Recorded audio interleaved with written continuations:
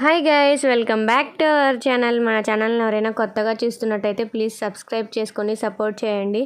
ఇవాళ మన వీడియోలో రెసిపీ ఏంటంటే వెన్న బూరెలు అనమాట.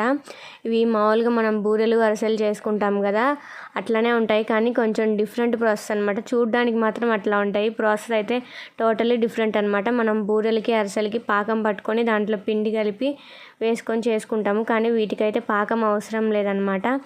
ఎట్లా చేయాలో ప్రాసెస్ అయితే చూసేద్దాము. ముందుగా మనం బియ్యం నానబెట్టుకోవాలన్నమాట. ఒక 3 to 4 hours నానబెట్టుకోవాలి. నానబెట్టుకున్న తర్వాత బాగా వడగట్టేసి వాటర్ ఏం లేకుండా తడి బియ్యాన్నే మనం మిక్సీ చేసుకోవాలన్నమాట. మిక్సీ చేసుకున్న పిండిని దాంట్లో నూక అంతా ఏం లేకుండా మొత్తం జల్లించుకోవాలన్నమాట. బాగా మెత్త పిండి వచ్చే వరకు జల్లించుకోవాలి.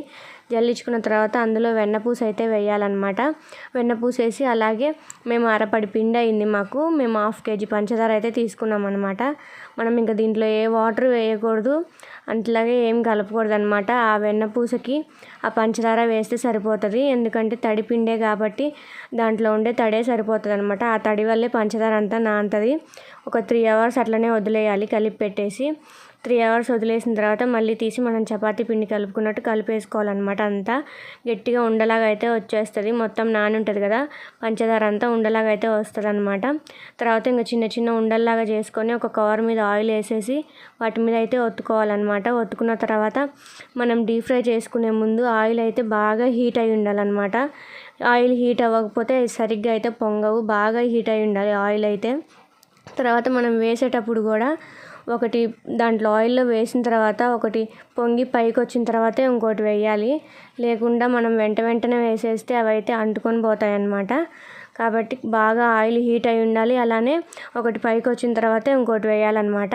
అంతే, బాగా గోల్డెన్ బ్రౌన్ వచ్చేంతవరకు ఫ్రై చేసుకుంటే రెడీ అయిపోతాయి వెన్న బూరెలు అనేది. చాలా సింపుల్ ప్రాసెస్, అలాగే టేస్ట్ కూడా చాలా బాగుంటుంది అనమాట. ఒకసారి మీరు కూడా ట్రై చేయండి. అసలు మీకు ఈ స్వీట్ తెలుసా లేదా, ఎప్పుడైనా తిన్నారా లేదా అనేది కామెంట్ చేయండి. చాలా టేస్టీగా అయితే ఉంటుంది, ఖచ్చితంగా ఒకసారి ట్రై చేయండి. బూరెలు బాగా పొంగుతాయి కూడా, చాలా బాగుంటాయి. చూస్తున్నారు కదా ఎలా ఉన్నాయో. అంతే, ఈ వీడియో ఇంకా మంచి మంచి రెసిపీస్ వస్తాయి మన ఛానల్లో.